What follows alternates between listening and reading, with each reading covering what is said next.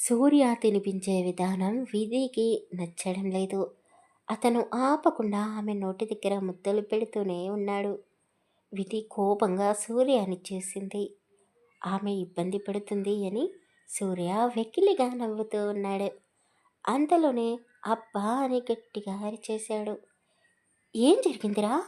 ఎందుకంత గట్టిగా అరిచావు? అని అనసూయమ్మ గారు అడిగారు. అయ్యో, ఏమైంది సూర్య గారు? ఎందుకలా అరిచారు? అని విధి కూడా అమాయకంగా ముఖం పెట్టి అడిగింది. సూర్య అతని వేళ్ళని చూసుకుంటూ విధి వైపు కోపంగా చూస్తూ, రాక్షసి, కావాలనే నా వేళ్ళని కొరికేసి ఏమీ తెలియనట్టు మళ్ళీ నన్నే అడుగుతున్నావా? నీ సంగతి చెప్తాను అని మనసులోనే అనుకుంటూ ఉన్నాడు. సూర్య, ఏమైంది నాన్న? మౌనంగా ఉన్నావు అని అనసూయమ్మ మళ్ళీ అడిగింది. నానమ్మ, ఏమీ లేదు. మీరు ఎలా రియాక్షన్ అవుతారో అని కావాలనే నేనే అలా అరిచాను అని చెప్పాడు. అబ్బో, పర్వాలేదు. పెళ్లి తర్వాత నువ్వు పూర్తిగా మారిపోయావు. తమాషాలు కూడా బాగానే చేస్తున్నావు అని అనసూయమ్మ అన్నది. సూర్య బలవంతపు నవ్వు నవ్వుతూ, విధి, లాస్ట్ ముద్ద ఇది కూడా తినేసేయి, లేదంటే నానమ్మ ఫెయిల్ అవుతుంది అంటూ అందులో కారం ఎక్కువగా కలిపి ఆమె నోటి నిండా పెట్టాడు. విధికి నోరంతా మంటగా ఉంది. అరవాలని ఉంది ఆమెకి, కానీ అరవలేదు. సూర్య చేసిన పని ఎవరికి చెప్పుకోనూ లేదు. ఆమె పరిస్థితిని చూస్తే సూర్యకి చాలా నవ్వొస్తుంది. విధికి మాత్రం కారంతో కళ్ళు ఎర్రబడిపోయాయి.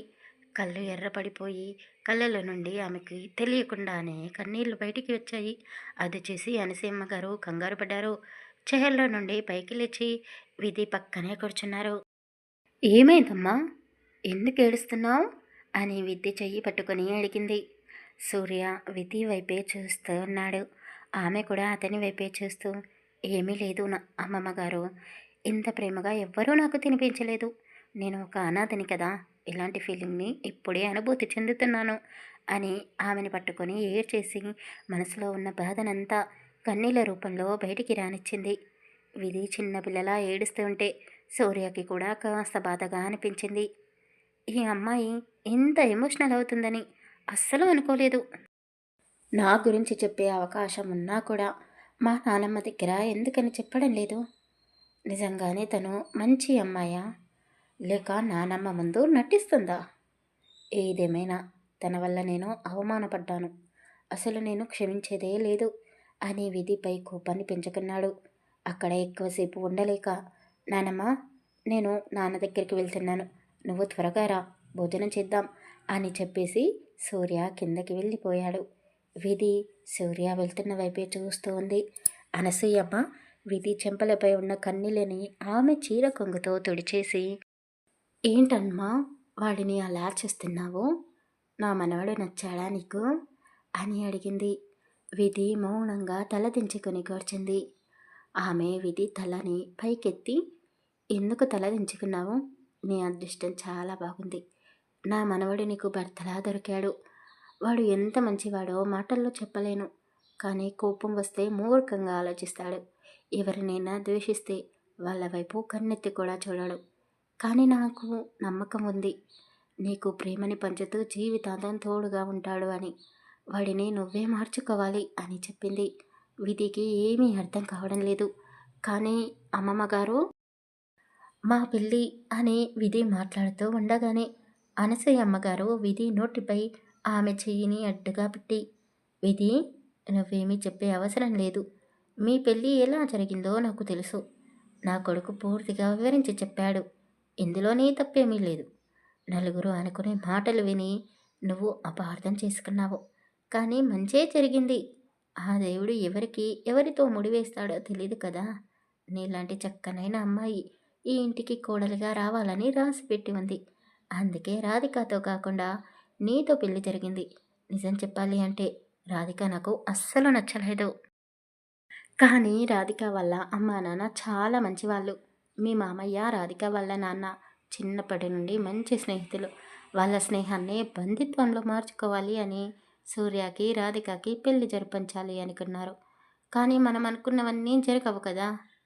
చూడమ్మా, ఇంకెప్పుడు ఇంటిని వదిలి పారిపోవాలని ప్రయత్నం చెయ్యకు అని ఆమె అనగానే విధి కనురెప్పలు టపా టపామని కొడుతూ ఆమెని చూస్తూ ఉండిపోయింది. ఏంటి అలా చేస్తున్నావు? నాకెలా తెలుసా? చెప్పాను కదా, రాధమ్మ నాకు ఫోన్ చేసి చెప్తూనే ఉంది అని. ఇక ఎక్కువగా ఆలోచించకు, రెస్ట్ తీసుకో, ముందు టాబ్లెట్స్ వేసుకో అని టాబ్లెట్స్ని చేతిలో పెట్టింది.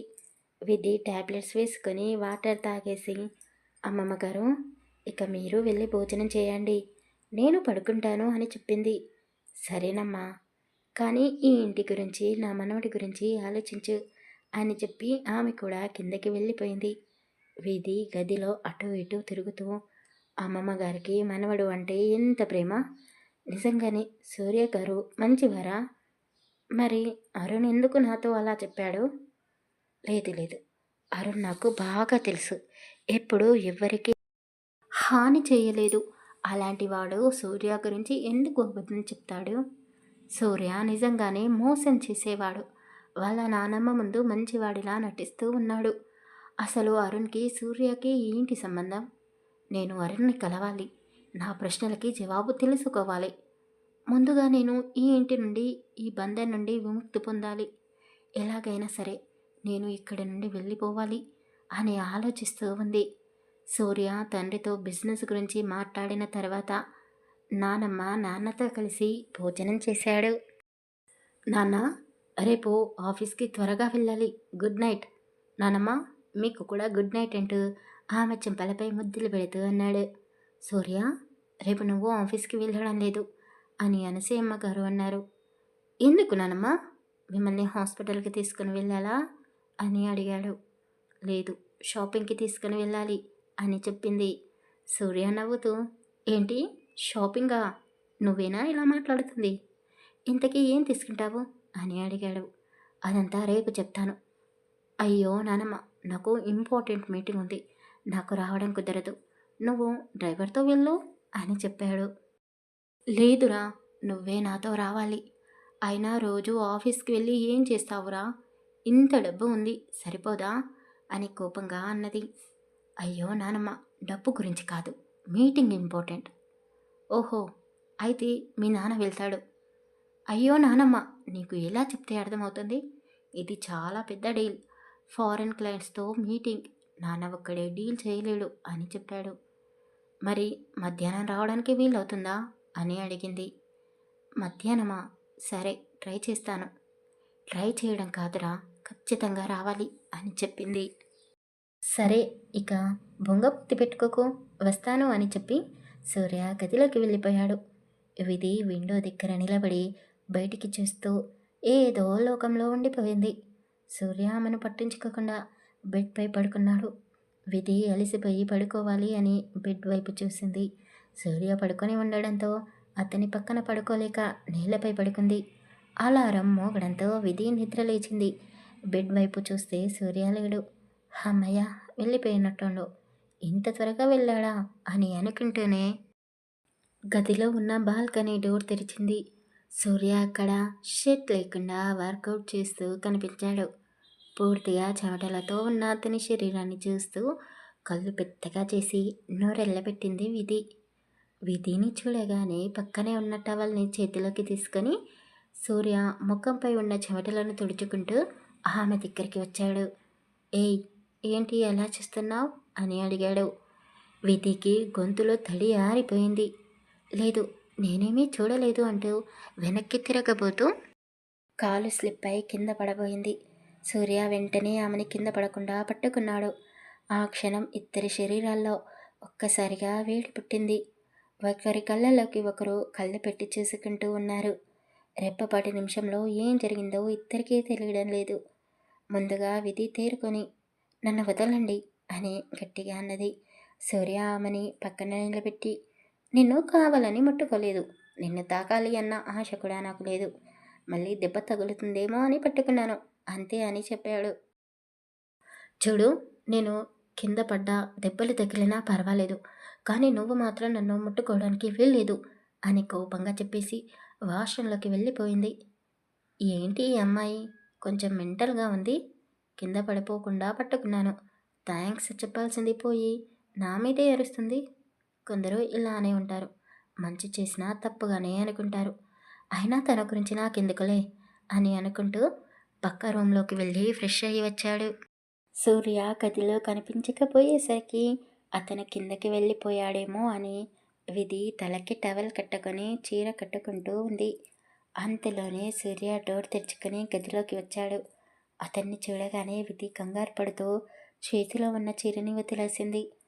సూర్య చూసి చూడనట్టుగా ఆమె వైపు చేశాడు. ఆమె బంగారు రంగు శరీరంపై నీటి బిందువులు అక్కడక్కడ ముత్యంలా మెరుస్తూ ఉన్నాయి. అతను చూపు తిప్పుకోకుండా కళ్ళల్లో కొత్త కాంతిని నింపుకొని ఆమె వైపు అడుగు వేశాడు.